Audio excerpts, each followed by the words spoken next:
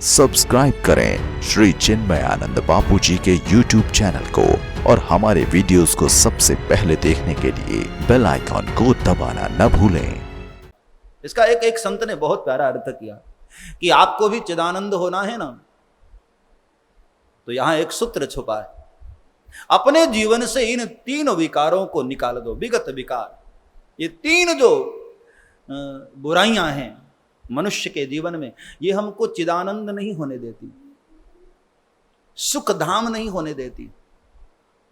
हमारे जीवन में ये तीन ने बहुत उपद्रव मचा रखा है, मोह, मद और काम। इन तीन के कारण आदमी बहुत दुखी रहता है, बड़ा परेशान रहता है। विगत, मोह, मद और काम, ये तीन बुराइयां यदि व्यक्ति अपने जीवन से निकाल दे, ध्यान देना, वह चिदानंद हो सकता है, वह शिव हो सकता है। तीन बहुत बुरी बीमारी, मोह, मद और काम। बाबा तुलसी ने तो मानस में कह दिया, मोह सकल व्याधिन कर मूला। ये जो मोह है ना, ये इन दोनों में सबसे ज्यादा खतरनाक। मोह सकल व्याधिन कर मूला, मोह यानी मेरा, ये है मोह। जहां जहां भी तुम्हारा मेरा शब्द आता है ना, वहां तुम्हारा मोह है।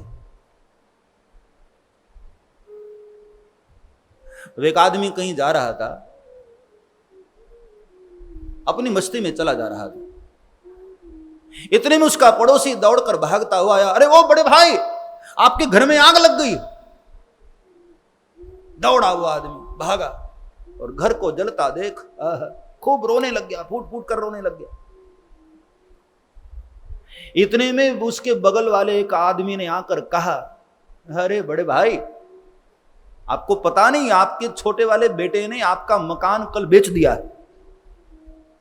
आंसू बंद हो गए। जो रो रहा था कि हाय मेरा मकान जला जा रहा है, जैसे पता चल गया कि मेरा नहीं दूसरे का हो गया, आंसू बंद। लेकिन तब तक 1 घंटे के बाद उसका बेटा आया और उसने कहा कि पिताजी, हमने बेच दिया था लेकिन अभी फाइनल नहीं हुआ था, अभी तो हमारा ही। और फिर रोना शुरू, फिर फुट फुट कर रोने लग गया। मतलब यह हुआ कि मकान जलने के कारण नहीं रो रहा है, उस मकान में जो मेरा भाव है ना, उसके कारण रो रहा है। आदमी को सुख और दुख उसको परेशान नहीं करते हैं, उसको मोह परेशान करता है। डेथ, मृत्यु, वह परेशान नहीं करती है, वह नहीं रुलाती है, मेरेपन का भाव रुलाता है। किसी का शव पड़ा हो और पहचाना न जा रहा और आपकी नजर पड़े, क्या आंसू आते हैं? लेकिन कोई आकर कहे कि आपके बेटे का ही ये शव है, जब आपको पता चल, मेरा, जहां मेरा शब्द आया वहीं पीड़ा शुरू हुई, वहीं तकलीफ शुरू हुई, वहीं दर्द शुरू हुआ। मोह सकल व्याधिन कर मूला। कभी आपने सोचा कि जहां जहां भी तुमने मेरा शब्द लगा रखा है, वहीं से तुम्हें दुख मिलता है? जहां जहां भी तुमने आत्मीयता की, मेरा शब्द जोड़ा, वहीं से तुम्हें रोना पड़ता है, वहीं से तुम्हें रुलाया जा रहा है। हमारा मोह ही हमारे दुख का कारण। मोह सकल व्याधिन कर मूला। बाबा तुलसी ने खुलकर कह दिया। कभी पढ़कर देखो साहब, संतों ने अपने जीवन का अनुभव सार हमारे सामने रख दिया। ये सब ग्रंथ हमारे जीवन के बहुत संबल प्रदान करने वाले। संसार में लोग दुखी हैं, कोई अपनी पत्नी से पीड़ित है, कोई बेटे से पीड़ित है, कोई पति से पीड़ित है, कोई सास से पीड़ित है, कोई ससुराल वालों से पीड़ित है, कोई घर वालों से परेशान है।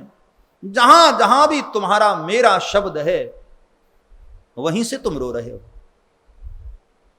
रुलाने वाला कोई और नहीं, मेरा मित्र, मेरा पड़ोसी, मेरा ये, मेरा फला, मेरा फला।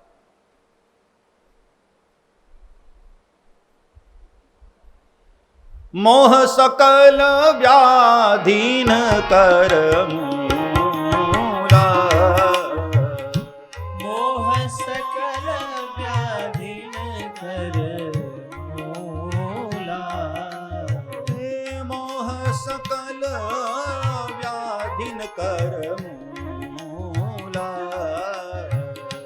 मोह सकल व्याधीन कर मूला। तिन ते पुनि उपजहि बहु शूला।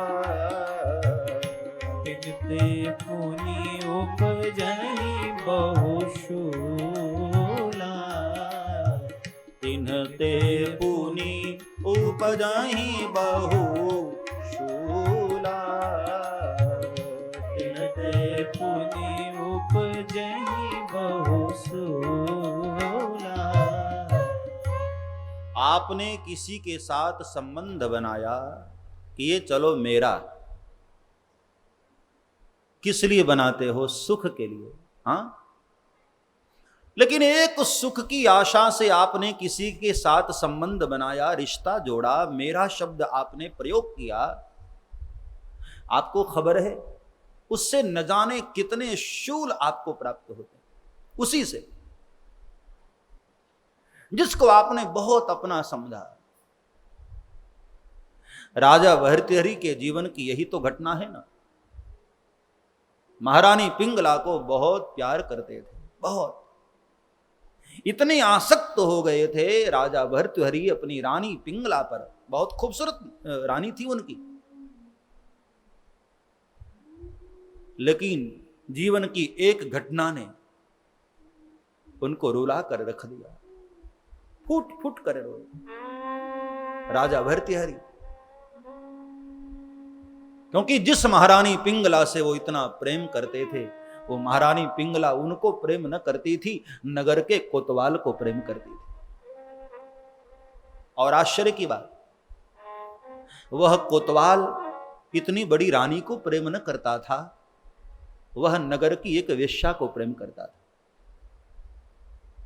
और आश्चर्य की बात तो यह कि वह वेश्या भी बदले में उस कोतवाल को प्रेम न करती थी, वह मन ही मन राजा को चाहती थी।